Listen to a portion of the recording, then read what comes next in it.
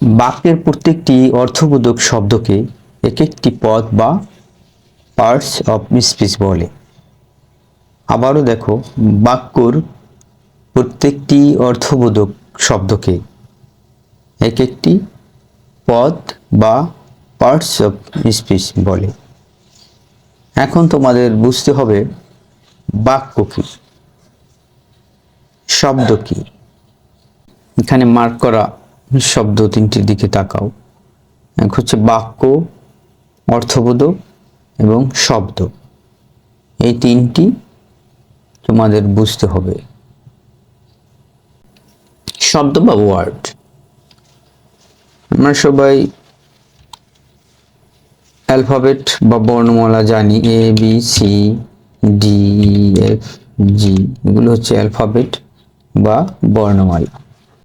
দুই বা ততোধিক বর্ণ মিলে একটি শব্দ হয় যদি সেটি অর্থ প্রকাশ করে। দুই বা ততোধিক বর্ণ আমরা দেখি WORD, ওয়ার্ড। এখানে চারটি বর্ণ রয়েছে, WORD। এই চারটি বর্ণ বা অক্ষর মিলে একটি শব্দ হয়েছে, এর অর্থ হচ্ছে শব্দ। EAT, ইট, EA এবং T, এই তিনটি বর্ণ মিলে একটি শব্দ হয়েছে ইট। এর অর্থ হচ্ছে খাই বা খাওয়া, তাহলে এটি একটি শব্দ। কিন্তু আমরা যদি আবার লিখি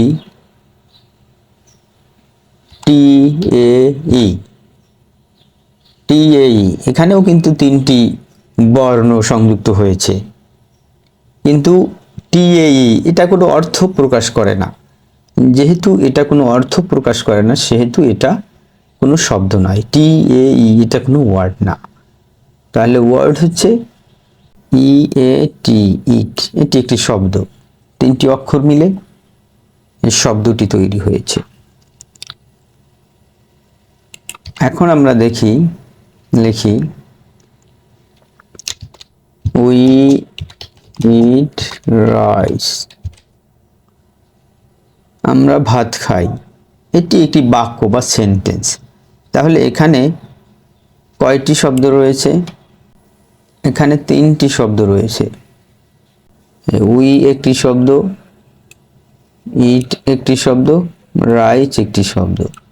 তিনটি শব্দ মিলে একটি বাক্যর অর্থ প্রকাশ করেছে। তিনটি শব্দ মিলে একটি সম্পূর্ণ অর্থ প্রকাশ করেছে। উই ইট রাইস, আমরা ভাত খাই। তাহলে বাক্য হচ্ছে কি? তাহলে শব্দ হচ্ছে দুই বা ততোধিক বর্ণ মিলে যদি অর্থ প্রকাশ করে, তাহলে সেটি হচ্ছে শব্দ। যেমন উই একটি শব্দ, ইট একটি শব্দ, রাইস একটি শব্দ। এবং যখন কয়েকটি শব্দ, দুই বা ততোধিক শব্দ মিলে যখন একটি সম্পূর্ণ মনের ভাব প্রকাশ করে, তখন তাকে কি বলে? বাক্য বলে। তাহলে আবার দেখো উপরে, বাক্যের প্রত্যেকটি অর্থবোধক শব্দকে এক একটি পদ বা পার্টস অফ স্পিচ বলে।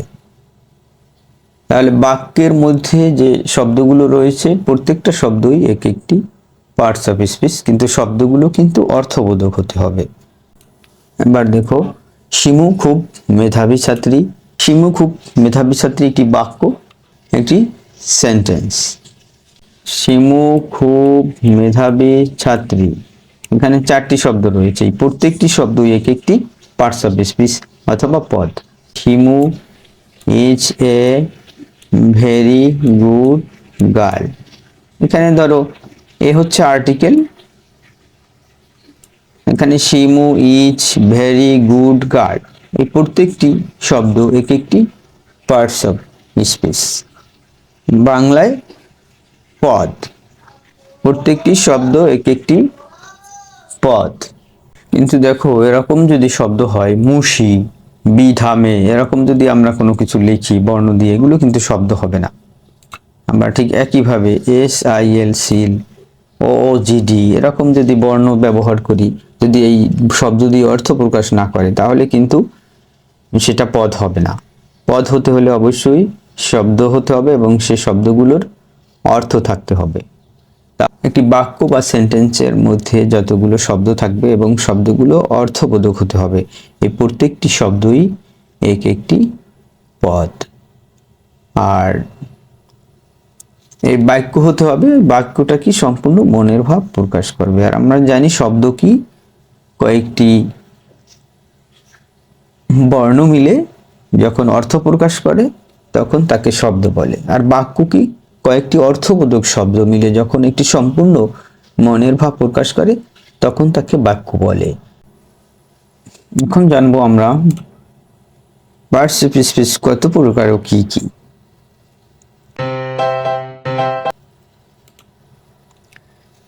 পার্টসিপ স্পিচ হচ্ছে 8 প্রকার, এগুলো মুখস্থ করে ফেলবে।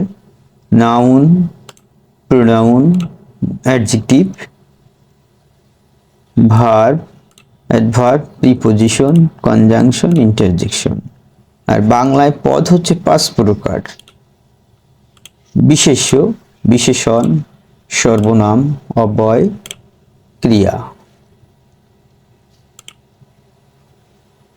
এখন আমরা জানবো নাউন কি।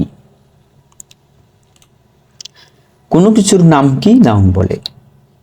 কোনো কিছুর নাম, যেমন কামাল একটি ছেলের নাম বা মানুষের নাম, শিমু একটি মেয়ের নাম বা মানুষের নাম, বাংলাদেশ একটি নাউন, দেশের নাম, সান সূর্য এটি হচ্ছে নাউন, স্কুল বিদ্যালয়, স্কুল এটি হচ্ছে নাউন, হোম বাড়ি, ডগ কুকুর, শিপ ইত্যাদি কোনো কিছুর নাম হচ্ছে নাউন।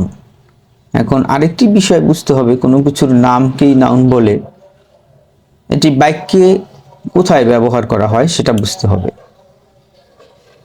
তাহলে এখানে শিমু খুব মেধাবী ছাত্রী, এখানে শিমু হচ্ছে নাউন।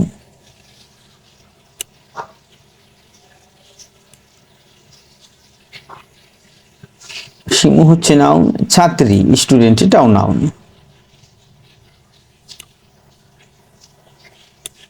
গার্ল এটাও নাউন। এখন দেখো নাউন কোথায় বসে সেটা বুঝতে হবে। সাধারণত শব্দের এই যে ভার্ব থাকে, একটি ভার্ব বাক্যে ভার্বের আগে বসে অথবা বাক্যের শুরুতেই বসে নাউন বসে, এটা খেয়াল করতে হবে। নাউনটা কোথায় বসে? সাধারণত বাক্যে যে ভার্ব থাকে, ক্রিয়া থাকে, তার আগে বসে অথবা বাক্যের শুরুতেই বসে। আবার এই দেখো এখানে কিন্তু বাক্যের শেষে বসেছে, তাহলে আমরা এটা কিভাবে বুঝবো কোথায় বসে? শেষে বসলো কিভাবে? তাহলে ভার্বের আগে এবং অ্যাডজেক্টিভের পরে বসে। দেখো মেধাবী এটি একটি অ্যাডজেক্টিভ, তোমরা এখনো শিখিনি, একটু পরেই শিখে নিবা, আগে বলছি একটু বুঝতে সুবিধা হবে। অ্যাডজেক্টিভের পরে সাধারণত নাউন বসে। এই গুড এটি একটি অ্যাডজেক্টিভ শব্দ, এর পরে সাধারণত নাউন বসে। এবার দেখবো আমরা প্রোনাউন। প্রোনাউন দেখো আমরা একটু আগে নাউন শিখলাম, নাউনের পরিবর্তে যে পদ বসে সেটা হচ্ছে প্রোনাউন। কখনো কখনো নাউনের পরিবর্তে আমরা প্রোনাউনও ব্যবহার করতে পারি বাক্যে। তাহলে আমরা দেখেছিলাম শিমু খুব মেধাবী ছাত্রী, Shimu is a very good student. পরের সেন্টেন্সে আমরা দেখি সে খুব মেধাবী ছাত্রী, she is a very good student. দেখো তাহলে এই যে শিমুর পরিবর্তে যে সে লিখেছি আমরা, এটি হচ্ছে প্রোনাউন, সে খুব মেধাবী ছাত্রী। এই যে শিমু, শিমুর বদলে যদি আমরা বলি she is a very good student, Shimu খুব ভালো ছাত্রী।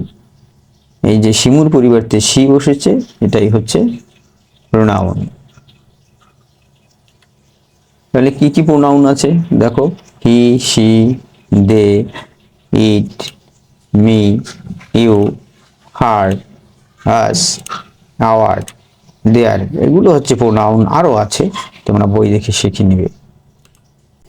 Shimu is a very good girl.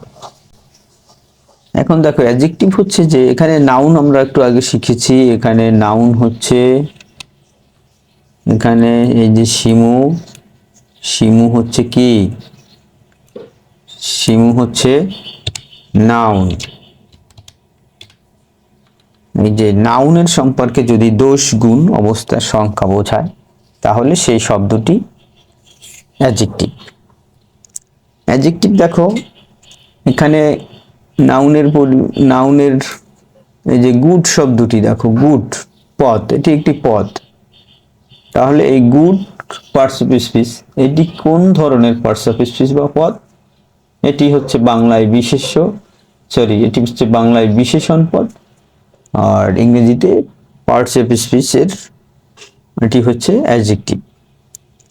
এখন এই গুড শব্দটি দিয়ে কি বোঝাচ্ছে? শিমুর গুণ বোঝাচ্ছে। তাহলে যদি দোষ বোঝায়, Shimu is a very bad girl, যদি ব্যাড লেখা হয়, আমরা যদি লিখি এখানে গুডের পরিবর্তে bad, Shimu is a very bad girl, তাহলে এটাও অ্যাডজেক্টিভ। মানে দোষ যদি বোঝায়, গুণ বোঝায়, অবস্থা সংখ্যা বোঝায়, তাহলে এগুলো হচ্ছে অ্যাডজেক্টিভ, অবস্থা সংখ্যা এবং পরিমাপ বোঝায়। তাহলে bad, Shimu is a very bad girl. আরো একটি লিখতে পারি আমরা এই গুডের পরিবর্তে, কি লিখতে পারি? শিমু ইজ ভেরি পুয়ার, সে খুব গরিব। এটা কি? তার অবস্থা বোঝাচ্ছে। তাহলে এই অবস্থা যদি বোঝায় তাহলে এটিও একটি অ্যাডজেক্টিভ। যদি নাউনের দোষ, গুণ, অবস্থা, সংখ্যা ইত্যাদি বোঝায় তাহলে এগুলো হচ্ছে অ্যাডজেক্টিভ। দেখো Shimu is a very bad girl, এই ব্যাড শব্দ দিয়ে কি বোঝাচ্ছে? তার দোষ বোঝাচ্ছে, এই ব্যাড। আবার দেখো শিমু ইজ ভেরি পুয়ার শব্দ দিয়ে তার অবস্থা বোঝাচ্ছে। শি হ্যাজ মেনি বুকস, এই যে মেনি শব্দটা দিয়ে কি বোঝাচ্ছে? সংখ্যা বোঝাচ্ছে, পরিমাণ বোঝাচ্ছে, তার অনেকগুলো বই আছে, বইয়ের সংখ্যা বোঝাচ্ছে। তাহলে এই ধরনের শব্দগুলো অ্যাডজেক্টিভ, খুবই সহজ। ভার্ব হচ্ছে কোনো কিছু করা বোঝায়, ভার্ব দিয়ে, এগুলো খুবই সহজ, তোমরা অনেকেই জানো। ভার্ব হচ্ছে ডু, গো, ইট, রাইট। যে শব্দ দিয়ে কোনো কিছু করা বোঝায় সে শব্দকেই ভার্ব বলে। গো যাওয়া বোঝায়, ইট খাওয়া বোঝায়, রাইট লেখা বোঝায়, রান দৌড়ানো বোঝায়। এ ধরনের হাজারো শব্দ রয়েছে যেগুলো যে শব্দগুলো দিয়ে কোনো কিছু করা বোঝায়, এগুলি হচ্ছে ভার্ব অথবা ক্রিয়া। ইংরেজিতে একটি সেন্টেন্সে ভার্ব মাস্ট, অবশ্যই ভার্ব থাকতে হবে, ভার্ব ছাড়া কোনো বাক্য হবে না। ভার্ব নিয়েই যত খেলাধুলা, মানে সেন্টেন্স তৈরি করতে হলে তুমি যখন আরো ইমপ্রুভ করবে ইংলিশ, আরো যখন জানবে, দেখবে ভার্ব খুবই গুরুত্বপূর্ণ। ভার্ব ছাড়া তোমার সেন্টেন্স হবে না, তুমি সেন্টেন্স লিখতে পারবে না। এবার আসি অ্যাডভার্ব।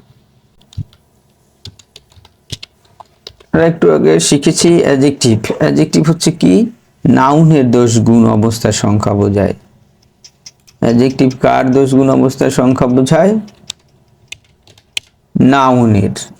নাউনের দোষ, গুণ, অবস্থা, সংখ্যা বোঝায়। তাহলে কাকে বলে কি? অ্যাডজেক্টিভ। ভার্বের দোষ, গুণ, অবস্থা, সংখ্যা বোঝায়, তাহলে সেটি অ্যাডভার্ব। অ্যাডভার্ব কার দোষ, গুণ, অবস্থা, সংখ্যা বোঝাবে? ভার্বের। আর অ্যাডজেক্টিভ কার দোষ, গুণ, অবস্থা, সংখ্যা বোঝাবে?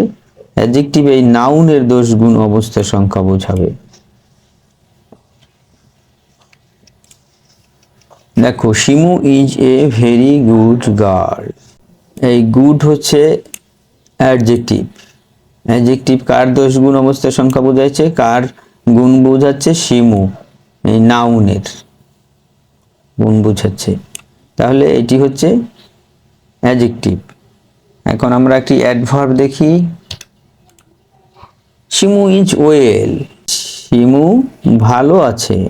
তাহলে এই ওয়েল শব্দটা দিয়া কি বোঝাচ্ছে? শিমু যে ভালো আছে, শিমুর থাকা বোঝায়, তার ক্রিয়া বোঝায়, তার ভার্বের দোষ, গুণ, অবস্থা, সংখ্যা বোঝায়। যদি ভার্বের অবস্থা সংখ্যা বোঝায় তাহলে সেটি হচ্ছে অ্যাডভার্ব, তাহলে ওয়েল হচ্ছে অ্যাডভার্ব। আবার দেখি আরেকটি সেন্টেন্স, শিমু রাইটস ওয়েল। এটা থেকে আরেকটু ক্লিয়ার বুঝতে পারবা তুমি। তাহলে এখানে শিমু রাইটস ওয়েল, এখানে এই যে রাইটস, এখানে এই যে রাইটস হচ্ছে ভার্ব আর ওয়েল হচ্ছে অ্যাডভার্ব। কেন ওয়েল হচ্ছে অ্যাডভার্ব? শিমু ভালো লেখে, এই যে ভালো বোঝাচ্ছে তার লেখার কথা বোঝাচ্ছে। শিমু ভালো সেটা বলেনি। এই যে শিমু নাউন, এই নাউন শিমু ভালো সেটা বলেনি, বলছে কি শিমুর লেখার কথা, ভার্বের কথা বলছে। এই যে শিমু যে লেখে, ভালো লেখে, তার লেখার কথা বলছে, তার লেখার দোষ গুণ অবস্থা সংখ্যা বোঝাচ্ছে। তাহলে এই জন্য এই ওয়েল হচ্ছে অ্যাডভার্ব। আর উপরের সেন্টেন্সে এই যে গুড, গুড দিয়ে কি ভালো মেয়ে কে শিমু, শিমুর দোষ গুণ অবস্থা সংখ্যা বোঝাচ্ছে। তাহলে শিমুর দোষ গুণ অবস্থা সংখ্যা বোঝালে সেটি হচ্ছে অ্যাডজেক্টিভ। আর যদি তার ক্রিয়ার ভার্বের দোষ গুণ অবস্থার সংখ্যা বোঝায় তাহলে সেটি হচ্ছে অ্যাডভার্ব।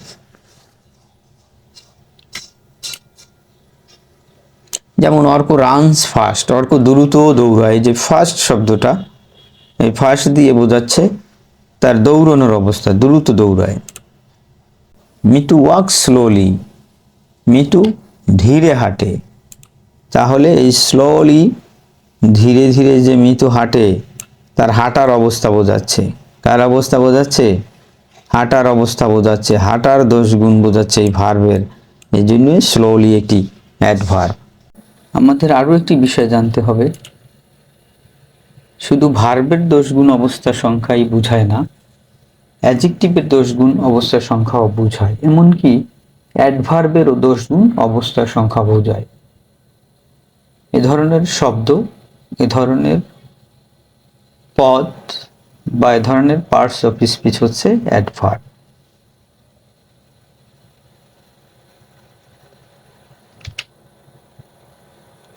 এখানে দেখো Shimu is a very good girl.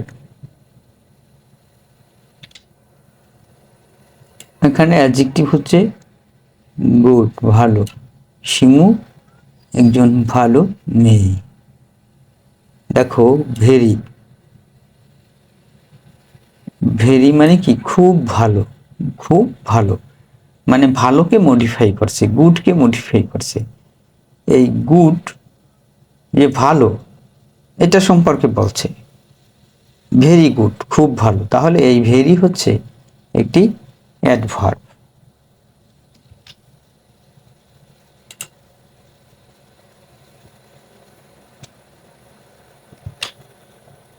আবার দেখি শিমু ইজ ওয়েল, শিমু ভালো আছে, এটা হচ্ছে অ্যাডভার্ব।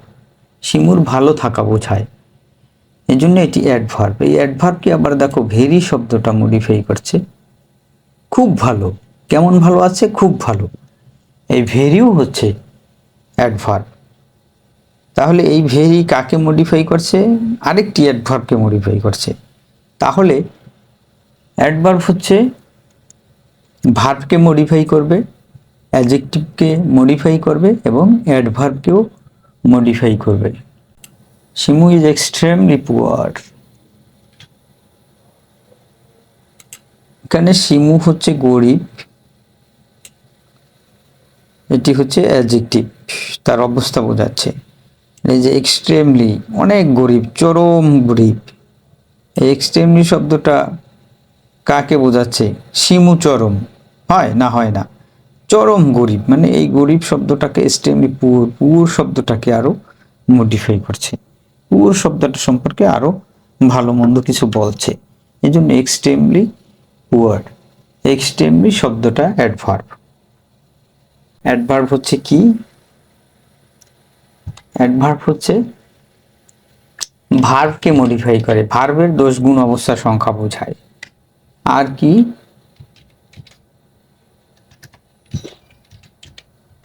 অ্যাডজেক্টিভ, অ্যাডজেক্টিভকে মডিফাই করে, অ্যাডজেক্টিভেরও দোষ গুণ অবস্থার সংখ্যা বোঝায়।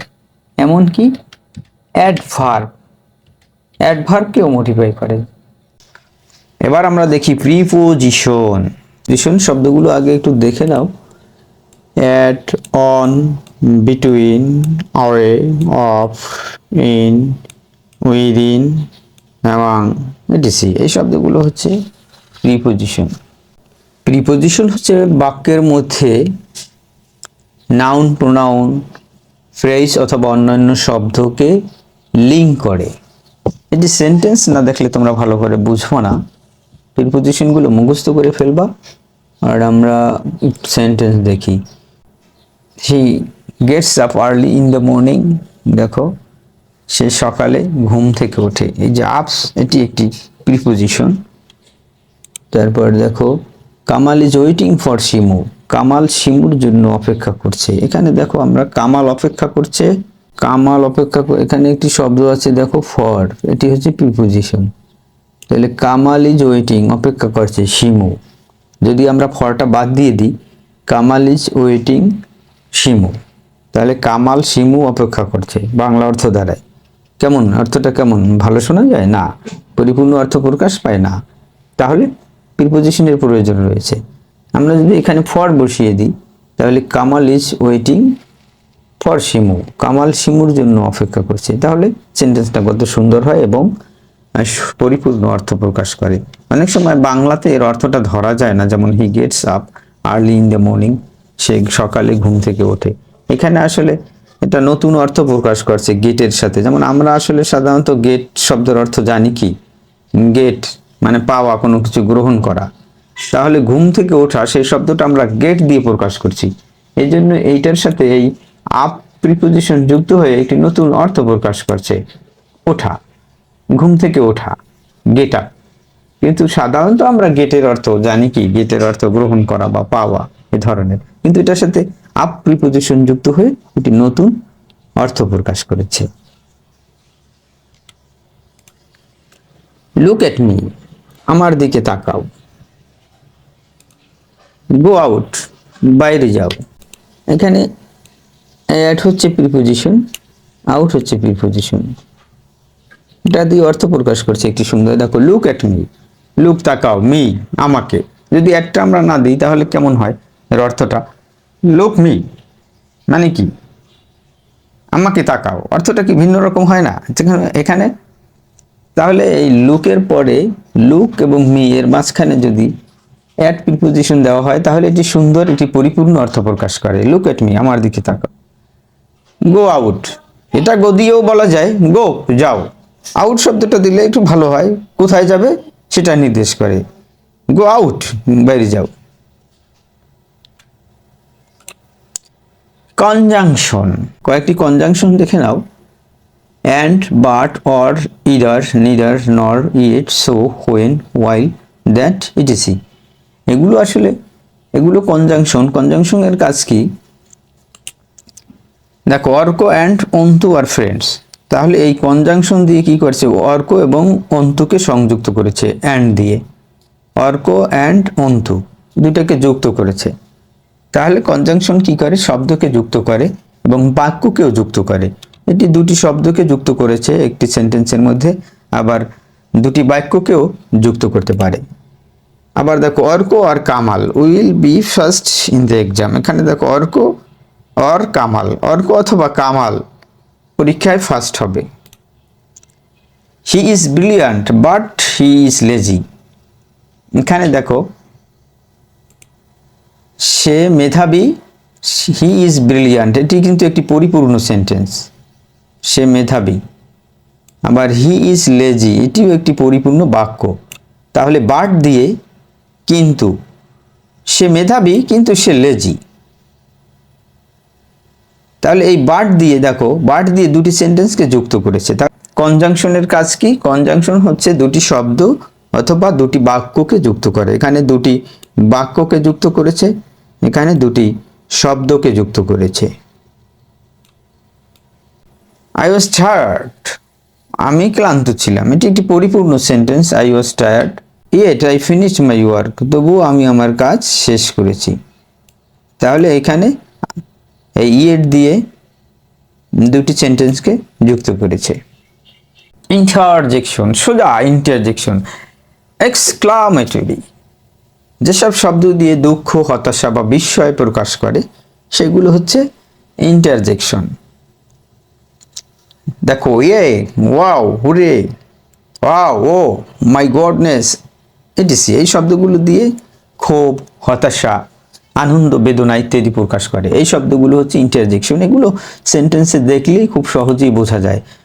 ও that's really hot, wow that's look amazing, hurray we won the game, hey hey hey ha ha, আমরা খেলা জিতেছি।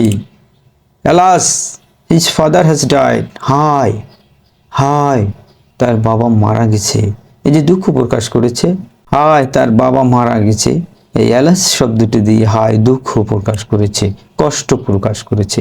এই হুররে শব্দ দিয়ে মনের আনন্দ প্রকাশ করেছে। অহ দ্যাট রিয়েলি হার্ট, এটাও একটি দুঃখ, হতাশা প্রকাশ করেছে। Wow that's looks, wow that looks amazing, এটি দিয়ে একটি আনন্দ প্রকাশ পেয়েছে। তাহলে যেসব শব্দ দিয়ে হতাশা, দুঃখ, ক্ষোভ, আনন্দ প্রকাশ পায় সে শব্দগুলোই ইন্টারজেকশন। ইন্টারজেকশন বোঝার সহজ উপায়, সাধারণত এই শব্দের সাথে এক্সক্লামেটরি সাইন থাকে, নাও থাকতে পারে, কিন্তু বেশিরভাগ সময় দেখবা যে এই এক্সক্লামেটরি সাইন থাকে। অনেক সময় স্পিকিংয়ের ক্ষেত্রে যখন সেগুলো লেখা হয় বা স্পিকিং পড়বা ডায়লগ, তখন অনেক সময় দেখবো হয়তো এক্সক্লামেটরি সাইন নাই, দেওয়া নেই, এই বেশিরভাগ সময় দেওয়া থাকে। তাহলে এক্সক্লামেটরি সাইন যুক্ত যে শব্দগুলো থাকবে সেগুলোই হচ্ছে ইন্টারজেকশন। নাও থাকতে পারে, এই শব্দগুলো সাথে এক্সক্লামেটরি সাইন নাও দিতে পারে। তাহলে ইন্টারজেকশন কি? ইন্টারজেকশন হচ্ছে যে শব্দ দিয়ে বিস্ময়, হতাশা, দুঃখ, ক্ষোভ প্রকাশ করে সেই শব্দগুলোই হচ্ছে interjection. Parts of speech basic মোটামুটি এই ভিডিওটি দেখে তোমাদের ক্লিয়ার হবে। প্রয়োজনে রিপিট করে ভিডিওগুলো আবার দেখবে। এবং আমি পার্টস অফ স্পিচ, যেমন পার্টস অফ স্পিচের শুধু কত প্রকার কি কি, এগুলোই আমি এই ভিডিওতে তোমাদের দেখিয়েছি। আমি পরবর্তী ভিডিওতে নাউন কত প্রকার কি কি এগুলো বুঝতে হবে। নাউন, বিভিন্ন ধরনের নাউন রয়েছে, বিভিন্ন ধরনের প্রোনাউন রয়েছে, এগুলো তোমাদের বুঝতে হবে। সেগুলোর জন্য আমি পরবর্তীতে ভিডিও নিয়ে আসছি। পরবর্তী ভিডিও দেখার জন্য চ্যানেলটি এখনই সাবস্ক্রাইব করে নাও এবং বেল আইকনে ক্লিক করে রাখো, যাতে তুমি ভিডিও পাবলিশ হওয়ার সাথে সাথেই নোটিফিকেশন পাও। আমার চ্যানেলে যুক্ত হওয়ার জন্য এবং আমার এই ভিডিওটি দেখার জন্য তোমাদের সবাইকে ধন্যবাদ।